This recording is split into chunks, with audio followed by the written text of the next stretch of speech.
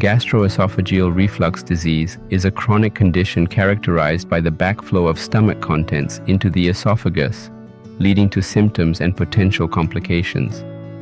This condition arises due to transient decreases in lower esophageal sphincter tone, which normally acts as a barrier to prevent gastric contents from entering the esophagus. Pathophysiology. Lower esophageal sphincter tone is a critical muscle that maintains a barrier between the stomach and esophagus. In gastroesophageal reflux disease, transient lower esophageal sphincter relaxations allow gastric acid and other contents to reflux into the esophagus. Contributing factors. Factors that can exacerbate gastroesophageal reflux disease include obesity, hiatal hernia, pregnancy, smoking, alcohol consumption, and certain medications. Some examples are anticholinergics, calcium channel blockers. Clinical presentation: heartburn, a burning sensation in the chest, typically after eating, which might be worse at night or when lying down.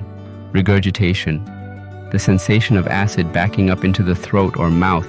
Dysphagia, difficulty swallowing or the feeling of food being stuck in the esophagus. Extraesophageal symptoms: chronic cough, hoarseness, laryngopharyngeal reflux. Asthma exacerbation. Diagnosis: clinical evaluation based on symptoms, especially heartburn and regurgitation. Endoscopy, recommended for patients with alarm symptoms, for example, dysphagia, bleeding, weight loss, or those who do not respond to empirical therapy. Esophageal pH monitoring measures acid exposure in the esophagus, useful for confirming gastroesophageal reflux disease in patients with atypical symptoms. Manometry assesses lower esophageal sphincter pressure and esophageal motility, often used prior to surgical interventions. Complications: erosive esophagitis, inflammation and damage to the esophageal lining due to repeated exposure to stomach acid. Esophageal strictures, narrowing of the esophagus caused by chronic inflammation and scarring, leading to swallowing difficulties. Barrett esophagus, a condition where the normal squamous epithelium of the esophagus is replaced with columnar epithelium due to chronic acid exposure, increasing the risk of esophageal adenocarcinoma. Management: lifestyle modifications. Weight loss, reduces abdominal pressure and decreases reflux episodes.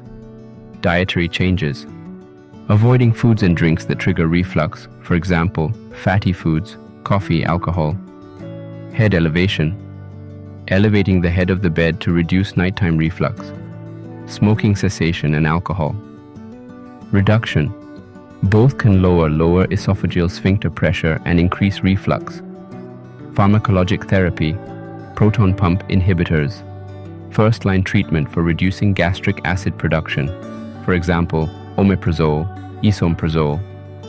H2 receptor antagonists, less potent than PPIs but useful for mild symptoms. Examples are ranitidine, famotidine, antacids, provide rapid short-term relief by neutralizing stomach acid. Surgical treatment, Nissen fundoplication, the most common surgical procedure for gastroesophageal reflux disease, which enhances the function of the lower esophageal sphincter by wrapping the top of the stomach around the lower esophagus. Laparoscopic procedures, minimally invasive techniques that offer quicker recovery times and similar efficacy to open surgeries.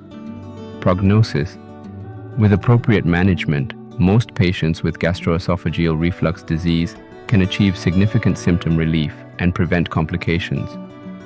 Regular follow-up and adherence to lifestyle modifications and medications are crucial for long-term control.